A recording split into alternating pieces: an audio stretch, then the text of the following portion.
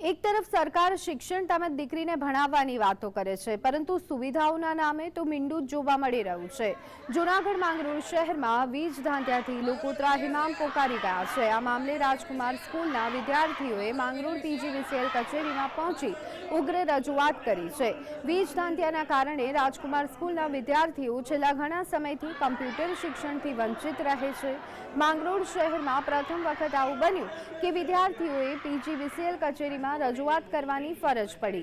છેલ્લા ઘણા સમયથી લોકોની રજૂઆતો છતાં સુધારો નહીં આવતા માંગરોળ તાલુકાને વીજ ધાંધ્યાથી મુક્ત કરાવે તેવી લોક માંગ ઉઠી રહી છે। हम राजकुमार स्कूल के स्टूडेंट्स हैं।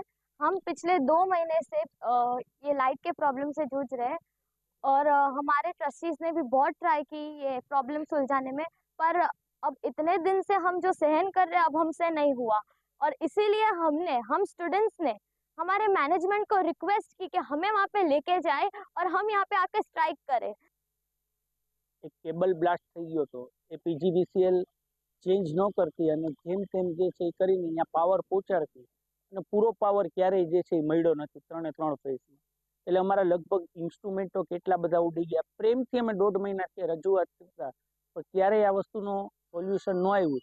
તો આજે વિદ્યાર્થીઓએ, અમે નથી કીધું પણ વિદ્યાર્થીઓએ કીધું કે સાહેબ આજે અમારે છે એ પીજીવીસીએલમાં રજૂઆત કરવા જવી છે અને રજૂઆત ત્યાં સુધી કરવી છે કે જ્યાં સુધી અમારું કમ્પ્લીટલી અહીંયા બધું પૂરું ન થાય ત્યાં સુધી અમે અહીંયાથી જવાના નથી।